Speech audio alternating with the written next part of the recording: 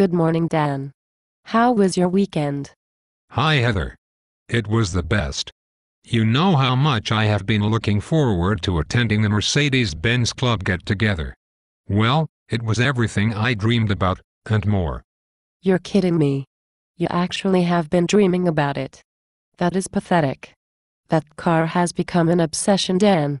I'm not so sure this is a good thing. Maybe you should go to the video store this weekend and rent the movie Christine. These man-car relationships can lead to unintended consequences. You simply don't understand the kind of love I have for my Mercedes Benz 450 SLC 5.0.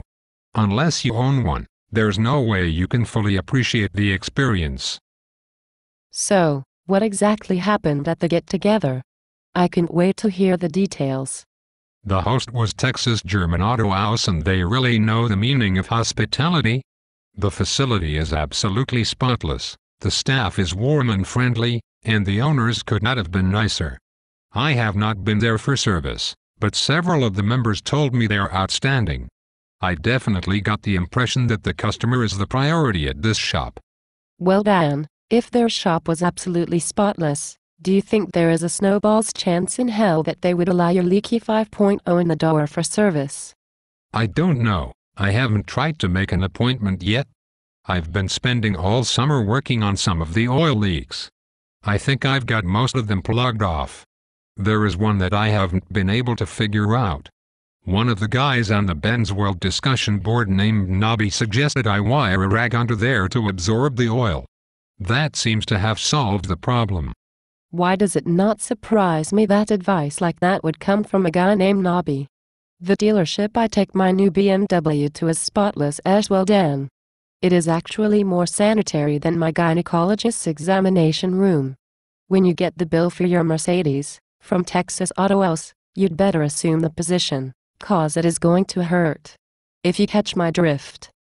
I'll make sure that doesn't happen by getting a firm estimate in advance before they start the work.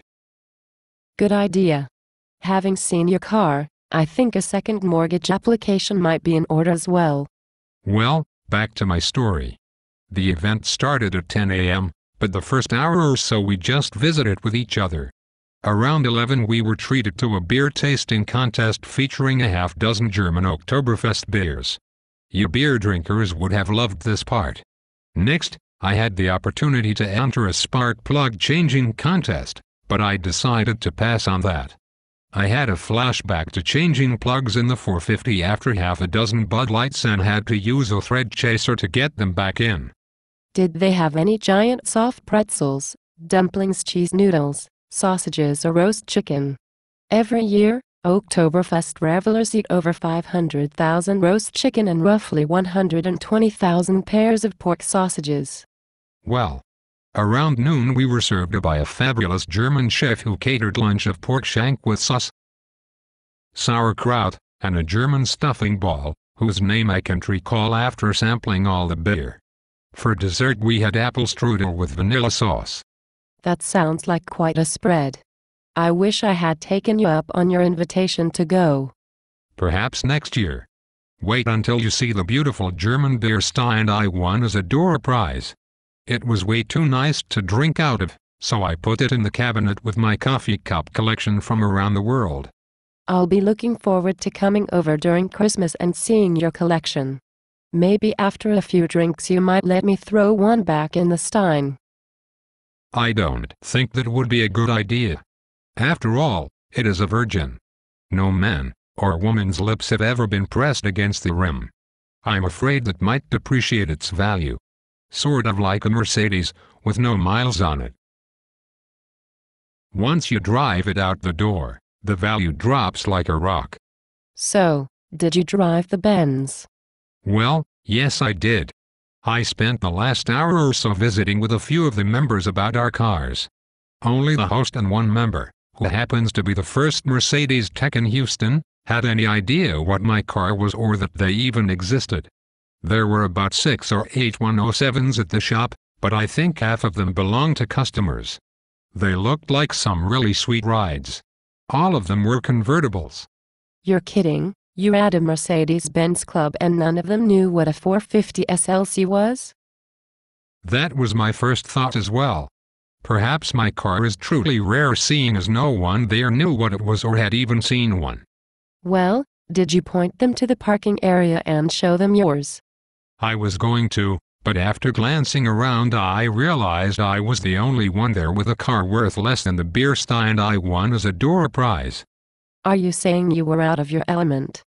Sort of, but I didn't let it discourage me on my quest to restore the 5.0 to her former glory.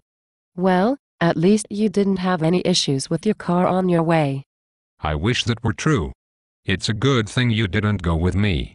One thing I did learn today is that I need to get my exhaust leak fixed. It is getting worse and the fumes were starting to get to me this afternoon. Also, for some reason I had a very strong smell of gas in the car today. Are you sure the smell wasn't from the brats and beer? I considered that at first, however I stopped on the way to the event and filled the tank to a little less than 3/4 full, so I initially thought I may have gotten some gas on my shoes, but the smell was still there on the trip home, so I must have a problem somewhere. What the fuck? It is a miracle it didn't blow up like a car bomb at a US embassy while you were attending there. Do you have enough liability insurance if that had happened and torched a couple $1 million worth of collector cars? Have you considered adding a liability umbrella policy? Well, I only have liability on the 450. I tried to get collector coverage from Hilarity, but they just laughed and hung up on me. I think maybe I should consider raising my limits just in case. At least until I get the gas leak fixed. I wouldn't be taking the kids to the Sonic until you resolve that issue. Don't worry, I have a fire extinguisher in the trunk, and my wife and I are careful to only buy flame-retardant clothes for the kids. We'll leave the windows rolled down just in case the manifold leak lets any carbon monoxide in. Besides, they would throw a fit if their Sonic trips ended. I do not think we have allotted any additional money for a manifold repair in our budget this month. Perhaps I can borrow some from the kids' college fund and pay it back later. You're starting to sound a lot like Barack Obama now, Dan. Maybe you should consider selling the money pit before it's too late. Not an option.